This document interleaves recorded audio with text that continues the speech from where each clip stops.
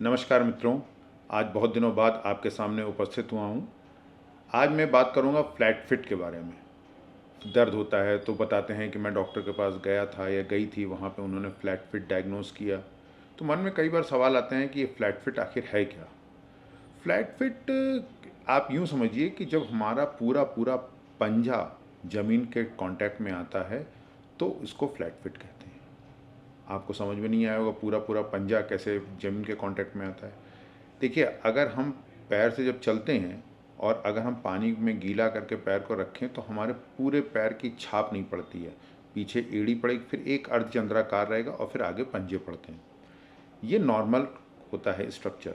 लेकिन जब पूरे पूरे पंजे की छाप गीला करके पैर ज़मीन में पड़ने लगे, यानी पूरा पूरा सोल हमारा पंजा ज़मीन के टच में आए, तो इसको फ्लैट फिट कहते हैं। देखने में थोड़ा सा पैर हमारा अंदर की तरफ घुमा होगा, एड़ी बाहर की तरफ होगी। अगर पीछे से देखेंगे तो एड़ी थोड़ी बाहर हो जाएगी।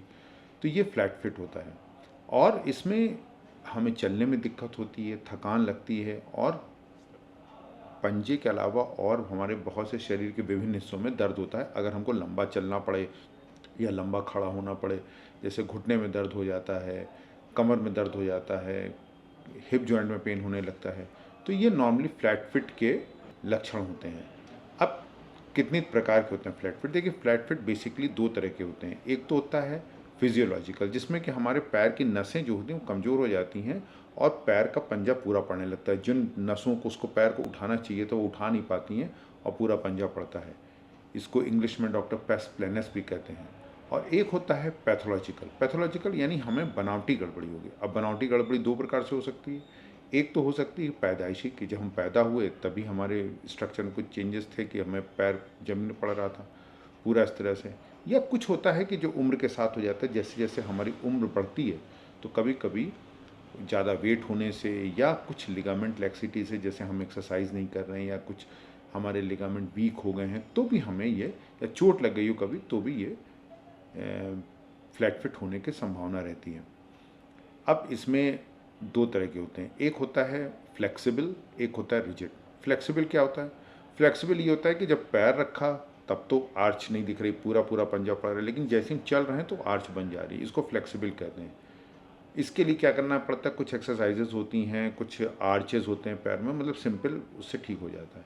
कुछ रिजिड होते हैं। रिजिड में कि ज़मीन पे जब हम चल रहे हैं तब भी पूरा पूरा पंजा पड़ रहा है, यानी अंदर की आर्च नहीं है, और जब हम उठा रहे हैं पैर को तब भी हमारी आर्च नहीं, पूरा फ्लैट पड़ रहा है। तो इसको रिजिड कहते हैं। और रिजिड के लिए और बहुत से ट्रीटमेंट होते हैं, कभी कभी सर्जरी भी एडवाइजेबल होती है।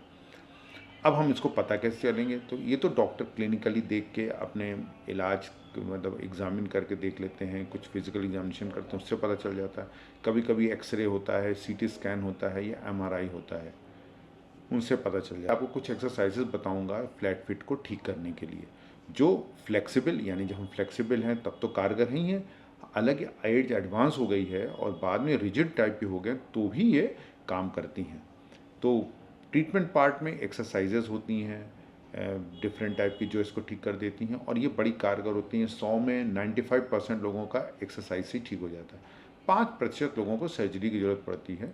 तो सर्जरी आज हम यहाँ नहीं डिस्कस करेंगे, केवल हम एक्सरसाइज डिस्कस करेंगे। बहुत से सवाल आपके मन में आते हैं, आप हमसे पूछ सकते हो, हम उसका उत्तर देंगे। नमस्कार।